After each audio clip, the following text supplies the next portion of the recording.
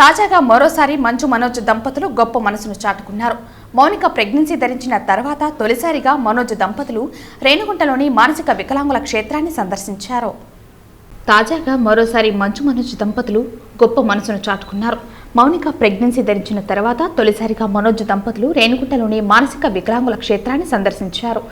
మోహన్ బాబు జన్మదినం సందర్భంగా అభయ క్షేత్రంలో మంచు మనోజ్ మరియు ఆయన సతీమణి మౌనిక మానసిక వికలాంగుల మధ్య కేక్ కట్ చేసి భోజనాలు ఏర్పాటు చేశారు. అభయ క్షేత్రంలో మానసిక వికలాంగులను తన సొంత బిడ్డల్లాగా చూసుకుంటున్న అభయ క్షేత్రం నిర్వహిస్తున్న తస్లిమాను మంచు మనోజ్ ప్రశంసలతో అభినందించారు. ఆయన సతీమణి మౌనిక తల్లి కాబోతుంది. ఈ సందర్భంగా తనకి తన బిడ్డకి అందరి ఆశీర్వాదాలు దీవెనలు కావాలని కోరారు. అక్కడికి చేరుకున్న అభిమానులతో ఫోటోలు దిగారు.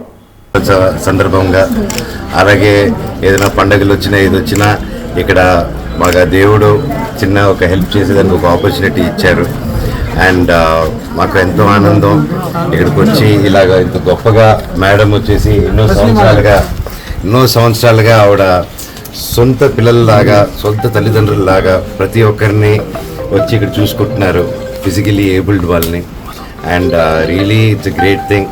సొంత వాళ్ళని రోడ్డు మీద వదిలేసి వెళ్ళిపోయే కాలంలో వాళ్ళని తీసుకొచ్చి సొంత వాళ్ళలాగా ఒక ఇల్లు ఇచ్చి ఒక జీవితాన్ని ఇస్తున్నారంటే అది రియలీ దేవుడి కంటే గొప్ప అండి. ఇలా చేసే దేవుళ్ళు ఎక్కడో ఉంటారు, మీ రూపాల్లో ఉంటారు. ఇలాగా అది ప్రూవ్ అవుతూ ఉంటుంది time to time.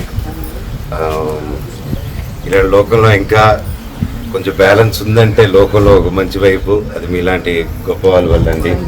Thank you.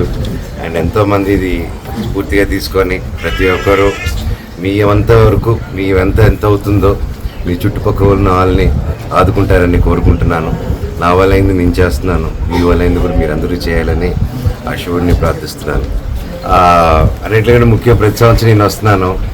ఈరోజు మా భార్యని మౌనికాని ఇక్కడ తీసుకురావడం జరుగుతుంది. అండ్ ఇప్పుడు తన 7వ నెల. మీ అందరు బ్లెస్సింగ్స్ కావాలి, అందరు ఆశీర్వాదాలు కావాలి. లోపల బిడ్డకు కూడా ప్రతి ఒక్క బ్లెస్సింగ్స్ కావాలని ఇక్కడ తీసుకురావడం జరిగింది.